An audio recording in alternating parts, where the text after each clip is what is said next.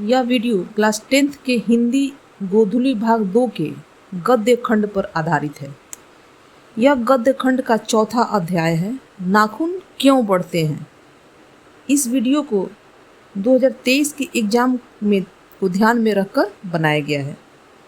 Exam में प्रत्येक अध्याय से 2 या 3 प्रश्न जरूर आते हैं, इसलिए आप इस वीडियो को स्किप नहीं करें, अंत तक जरूर देखिए। चलिए शुरू करते हैं। नाखून क्यों बढ़ते हैं? बुढ़े ने सबसे बड़ी चीज किसे माना है? ऑप्शन है प्रेम, क्रोध, भय, घृणा। तो इसमें बूढ़े ने सबसे बड़ी चीज प्रेम को माना है। अगला क्वेश्चन, नाखून प्रतीक है। ऑप्शन है पाशवी वृत्ति का, मानवता का, प्रेम का, पौरुष का। आपका सही आंसर होगा नाखून प्रतीक है पाशवी वृत्ति का। अगला क्वेश्चन, नाखून क्यों बढ़ते हैं? गद्य की कौन सी विधा है? ऑप्शन है निबंध, कहानी, ललित निबंध, भाषण। नाखून क्यों बढ़ते हैं? गद्य की ललित निबंध की विधा है। अगला क्वेश्चन, नाखून क्यों बढ़ते हैं? यह प्रश्न लेखक से किसने पूछा? ऑप्शन है भाई ने, पिता ने, बेटी ने, पत्नी ने। तो नाखून क्यों बढ़ते हैं यह प्रश्न लेखक से उनकी बेटी ने पूछा था। अगला क्वेश्चन, लेखक के अनुसार नाखून की विविध आकृतियां कौन सी हैं? ऑप्शन है त्रिकोण, वर्तुलाकार, चंद्राकार, उपयुक्त सभी। तो नाखून जो है त्रिकोण भी होता है, वर्तुलाकार भी होता है, चंद्राकार भी होता है, इसलिए इसका सही आंसर होगा उपयुक्त सभी। इसका सही आंसर है उपयुक्त सभी। अगला क्वेश्चन, हजारी प्रसाद द्विवेदी का जन्म कहाँ हुआ था? ऑप्शन है दुबे छपरा, बलिया, उत्तर प्रदेश, बदरघाट, पटना, अमरावती, महाराष्ट्र, जंदाहा, वैशाली। तो हजारी प्रसाद द्विवेदी का जन्म दुबे छपरा, बलिया, उत्तर प्रदेश में हुआ था। अगला क्वेश्चन, हजारी प्रसाद द्विवेदी किस निबंध के रचयिता है? ऑप्शन है नागरी लिपि, नाखून क्यों बढ़ते हैं, परंपरा का मूल्यांकन, शिक्षा और संस्कृति। तो हजारी प्रसाद द्विवेदी जो है वो नाखून क्यों बढ़ते हैं इसके रचयिता है। अगला क्वेश्चन, हजारी प्रसाद द्विवेदी का जन्म कब हुआ था? ऑप्शन है 1907, 1916 में, 1935 में, 1925 में। तो हजारी प्रसाद द्विवेदी का जन्म 1907 में हुआ था। हजारी प्रसाद द्विवेदी द्वारा रचित पाठ है। ऑप्शन है नाखून क्यों बढ़ते हैं, बहादुर, आविन्यो, मछली। तो हजारी प्रसाद द्विवेदी द्वारा रचित पाठ है नाखून क्यों बढ़ते हैं। अगला क्वेश्चन, हजारी प्रसाद द्विवेदी किस विश्वविद्यालय में प्रोफेसर एवं प्रशासनिक पद पर रहे हैं? ऑप्शन है काशी हिंदू विश्वविद्यालय, शांति निकेतन विश्वविद्यालय, चंडीगढ़ विश्वविद्यालय, सभी सत्य है। तो हजारी प्रसाद द्विवेदी काशी विश्वविद्यालय में भी थे, शांति निकेतन में भी थे, चंडीगढ़ में भी थे, इसलिए इसका सही आंसर होगा सभी सत्य हैं। अगला क्वेश्चन है, हजारी प्रसाद द्विवेदी का कौन सा निबंध है नई पीढ़ी में सौंदर्य बोध, इतिहास चेतना और सांस्कृतिक आत्मगौरव का भाव जगाती है? आपके ऑप्शन है अशोक के फूल, कुटज, नाखून क्यों बढ़ते हैं, आलोक पर्व। तो इसका सही आंसर है नाखून क्यों बढ़ते हैं। अगला क्वेश्चन, पुरानी स्लावोनिक भाषा में चूहे को क्या कहते हैं? आपके ऑप्शन है मूसह, मूस, मूस, माइस। उसका सही आंसर है माइस। स्लावनिक भाषा में चूहे को माइस कहा जाता है। अगला क्वेश्चन, पुराने का मोह सब वांछनीय है। पुराने का मोह सब वांछनीय ही नहीं होता, किस लेखक की पंक्ति है? ऑप्शन है मैक्स मुलर, रामविलास शर्मा, हजारी प्रसाद द्विवेदी, अशोक वाजपेयी। इसका सही आंसर है हजारी प्रसाद द्विवेदी। अगला क्वेश्चन, किसने कहा था कि सब पुराने अच्छे नहीं होते, सब नए खराब नहीं होते? आपके ऑप्शन है कालिदास, हजारी प्रसाद द्विवेदी, मैक्स मुलर, स्वामी विवेकानंद। इसका सही आंसर है हजारी प्रसाद द्विवेदी। अगला क्वेश्चन, किसकी रचना में एक साथ कबीर, तुलसी और रविंद्रनाथ एकाकार हो उठते हैं? ऑप्शन है महात्मा गांधी, भीमराव अंबेडकर, हजारी प्रसाद द्विवेदी, अमरकांत। इसका सही आंसर है हजारी प्रसाद द्विवेदी। अगला क्वेश्चन, द्विवेदी जी को किस रचना के लिए साहित्य अकादमी पुरस्कार मिला? आपके ऑप्शन है आलोक पर्व, नाखून क्यों बढ़ते हैं, कुटज, अशोक के फूल। देखिए यहाँ पे कुछ मिस प्रिंटिंग हो गई है, आप इसे ज़रा ध्यान से पढ़ लीजिएगा। ये है पहला ऑप्शन है आलोक पर्व, नाखून क्यों बढ़ते हैं, कुटज, अशोक के फूल। इसका सही आंसर होगा आलोक पर्व। इसका सही आंसर है आलोक पर्व। चलिए अगला क्वेश्चन, भारतीय संस्कृति की क्या विशेषता है? आपके ऑप्शन है सुंदर है, कुरूप है, बंधन युक्त है, सभी गलत हैं। इसका सही आंसर है बंधन युक्त है। अगला क्वेश्चन, मनुष्य का स्वधर्म क्या है? ऑप्शन है स्वयं पर संयम, दूसरों के मनोभाव का समादर, दोनों सत्य हैं, सभी गलत हैं। तो मनुष्य का स्वधर्म है स्वयं पर संयम और दूसरे के मनोभाव का समादर, इसलिए इसका सही आंसर होगा दोनों सत्य हैं। अगला क्वेश्चन,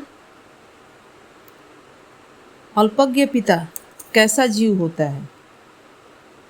ऑप्शन है दयनीय, बहादुर, अल्पभाषी, मृदुभाषी।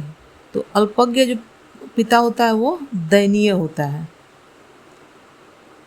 अगला क्वेश्चन, दधीची की हड्डी से क्या बना था? ऑप्शन है तलवार, त्रिशूल, इंद्र का ब्रज, तीर धनुष। तो दधीची की हड्डी से इंद्र का ब्रज बना था। अगला क्वेश्चन, कुटज किसकी रचना है? वात्स्यायन। ऑप्शन है आपके वात्स्यायन, हजारी प्रसाद द्विवेदी, भीमराव अंबेडकर, गुणाकर मूले। तो कुटज है जो है वो हजारी प्रसाद द्विवेदी की रचना है। अगला क्वेश्चन, दूसरों के इशारों पर भटकने वाले लोग को क्या कहते हैं? ऑप्शन है भले लोग, मूढ़, ज्ञानी, विद्वान।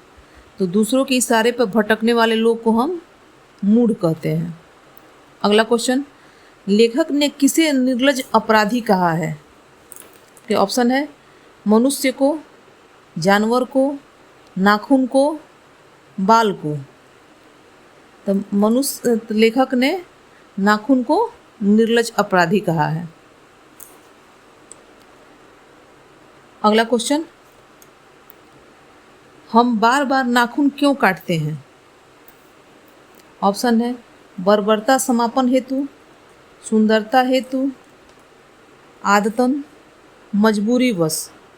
तो हम नाखून बार बार काटते हैं बर्बरता की समापन हेतु। अगला क्वेश्चन, नाखून का इतिहास किस पुस्तक में मिलता है? आपके ऑप्शन है कामसूत्र, मेघदूत, महाभाष्य, इनमें से कोई नहीं। तो नाखून का इतिहास जो है वो कामसूत्र पुस्तक में मिलता है। अगला क्वेश्चन, हजारी प्रसाद द्विवेदी ने डी लिट की उपाधि किस विश्वविद्यालय से प्राप्त की? ऑप्शन है मगध विश्वविद्यालय से, लखनऊ विश्वविद्यालय से, चंडीगढ़ विश्वविद्यालय से, काशी हिंदू विश्वविद्यालय से। तो हजारी प्रसाद द्विवेदी ने डी लिट की उपाधि लखनऊ विश्वविद्यालय से प्राप्त की थी। अगला क्वेश्चन, कहानी में चंद्राकार, त्रिकोण, दंतल, वर्तालुकार आकृतियों का संबंध मानव के किस अंग से है? ऑप्शन है नख से, मुख से, नाक से, आँख से। तो इसका संबंध जो है नख से है। अगला क्वेश्चन, अलतख्त का अर्थ है तेल, आलता, हल्दी, साबुन। तो इसका अर्थ है आलता। अगला क्वेश्चन, प्राचीन मानव का प्रमुख अस्त्र शस्त्र था? ऑप्शन है दांत, नाखून, पैर, पत्थर के औजार। तो प्राचीन मानव का प्रमुख अस्त्र जो था वह नाखून था। अगला क्वेश्चन, आर्यों के पास थे? ऑप्शन है लोहे के अस्त्र, घोड़े, मिट्टी यानी कच्ची का घर, इनमें से सभी। तो आर्यों के पास जो था वो लोहे का अस्त्र भी था, घोड़े भी थे, मिट्टी का घर भी था। इसलिए इसका सही आंसर होगा इनमें से सभी। अगला क्वेश्चन, नकदर मनुष्य आज किस पर भरोसा कर रहा है? आपके ऑप्शन है बंदूक पर, लाठी पर, एटम बम पर, लोहे के विभिन्न हथियार पर। तो नकदर मनुष्य जो है आजकल जो है वो एटम बम पर भरोसा कर रहा है। आपको यह वीडियो कैसा लगा? अच्छा लगा हो तो लाइक ज़रूर कीजिएगा, साथ ही सब्सक्राइब करना मत भूलिएगा। अगला क्वेश्चन, मनुष्य की मनुष्यता यही है कि वह सबके दुख सुख को सहानुभूति के साथ देखता है। यह तथ्य किसका है? ऑप्शन है महावीर स्वामी का, गौतम बुद्ध का, कालिदास का, वात्स्यायन का। तो इसका सही आंसर है गौतम बुद्ध का। अगला क्वेश्चन, नाखून क्यों बढ़ते हैं कि निबंधकार कौन है? ऑप्शन है गुलाब राय, शांति प्रिय द्विवेदी, प्रताप नारायण मिश्र, आचार्य हजारी प्रसाद द्विवेदी। इसका सही आंसर है हजारी प्रसाद द्विवेदी। अगला क्वेश्चन, हजारी प्रसाद द्विवेदी जी का साहित्य की किस विधा में लेखन नहीं है? ऑप्शन है आलोचना, उपन्यास, कहानी, निबंध। इसका सही आंसर है कहानी। अगला क्वेश्चन है, कौन सी रचना हजारी प्रसाद द्विवेदी की नहीं है? ऑप्शन है अशोक के फूल, माटी की मूर्तें, वाण भट्ट की आत्मकथा, हिंदी साहित्य का आदिकाल। तो द्विवेदी जी की इसमें रचना जो है अशोक के फूल भी है, वाण भट्ट की आत्मकथा भी है, हिंदी साहित्य का आदिकाल भी है। इसलिए इसका सही आंसर हो जाएगा माटी की मूर्तें। इसका सही आंसर हो गया माटी की मूर्तें। अगला क्वेश्चन, कामसूत्र किसकी रचना है? ऑप्शन है हजारी प्रसाद द्विवेदी की, पतंजलि की, वात्स्यायन की, रामानुजाचार्य की। तो कामसूत्र जो है वो वात्स्यायन की रचना है। अगला क्वेश्चन, एस्किथक अर्थ होता है? ऑप्शन है साबुन, महावर, दर्पण, मोम। एस्किथक का अर्थ होता है मोम। एस्किथक का जो अर्थ होता है वो मोम होता है। अगला क्वेश्चन, महाभारत क्या है? ऑप्शन है उपन्यास, कहानी, शास्त्र, पुराण। तो महाभारत जो है वो एक पुराण है। अगला क्वेश्चन, ललित निबंध है? ऑप्शन है मछली, नाखून क्यों बढ़ते हैं? बहादुर, नौबत खाने में इबादत। तो इस ललित निबंध है नाखून क्यों बढ़ते हैं। अगला क्वेश्चन, प्राचीन काल में दक्षिण भारत के लोग कैसा नाखून रखते थे? ऑप्शन है छोटे छोटे, बड़े बड़े, मध्यम साइज के, इनमें से सभी। तो प्राचीन काल में दक्षिण भारत में लोग नाखून छोटे छोटे रखते थे। अगला क्वेश्चन, कौन मनुष्य का आदर्श नहीं बन सकती? ऑप्शन है शेर, बंदरिया, भालू, हाथी। तो मनुष्य का आदर्श जो है नहीं बन सकती है बंदरिया। यहाँ पे मेरे ख्याल से कुछ मिस्टेक है, यहाँ पे आदर्श बन सकती है होना चाहिए, ये नहीं जो है वो नहीं होना चाहिए। यहाँ पे कौन मनुष्य का आदर्श बन सकती है? तो बंदरिया जो है मनुष्य का आदर्श बन सकती है। अगला क्वेश्चन, देवताओं का राजा से किसे संबोधित किया जाता है? ऑप्शन है महादेव, विष्णु, इंद्र, ब्रह्मा। तो देवताओं के राजा किसे कहा जाता है? इंद्र को। अगला क्वेश्चन, पृथ्वीराज रासो किनका संपादन है? ऑप्शन है हजारी प्रसाद द्विवेदी, मैक्स मूलर, सुमित्रा नंदन पंत, नलिन बिलोचन शर्मा। तो पृथ्वीराज रासो जो है वो हजारी प्रसाद द्विवेदी की संपादन है।